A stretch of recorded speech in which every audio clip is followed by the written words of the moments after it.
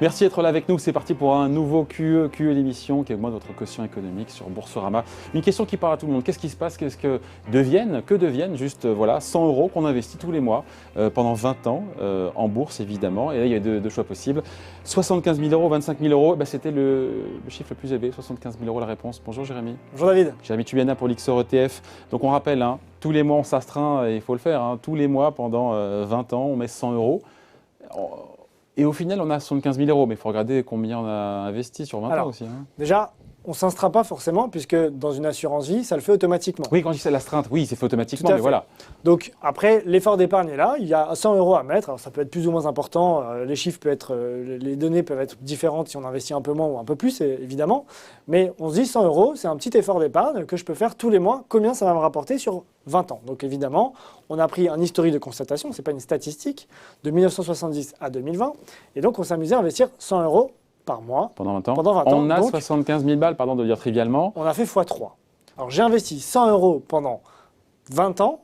J'ai donc investi tous les 24 000 €. Tous les mois, d'accord. Et donc je ressors avec. Donc j'ai investi 24 000 € et je ressors avec 73 925 €. J'ai l'impression que c'est le juste prix. Mais en tous les cas, je fais x3. Donc c'est ça qui est assez intéressant. Après, sur 10 ans.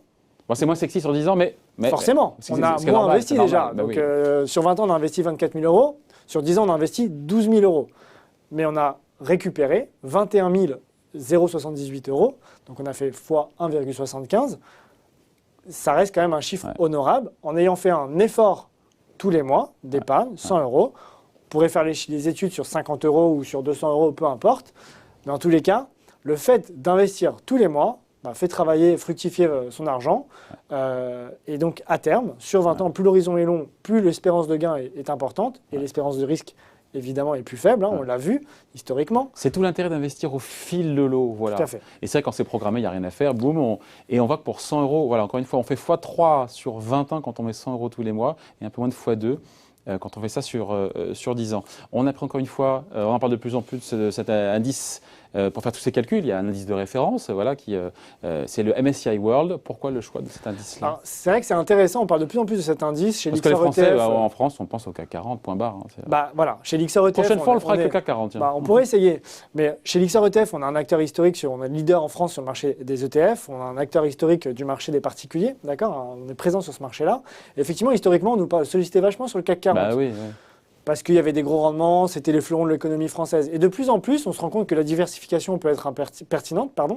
Et donc, l'indice MSCI World, c'est l'indice large. C'est, comme vous aimez bien l'appeler, le CAC 40 du monde. Je vais le déposer, ce truc-là. Je pense que ça peut être intéressant. Et donc, on va, avec un ETF, le l'XOR ETF MSCI World, investir sur, non pas les fleurons de l'économie française, mais les fleurons de l'économie mondiale. Donc, on va avoir accès à du Apple, à du Facebook, à du Kering, du LVMH, du Sanofi. On va avoir donc 1600 valeurs dans son portefeuille en une transaction. On va représenter 85% de la capitalisation boursière mondiale. Ouais.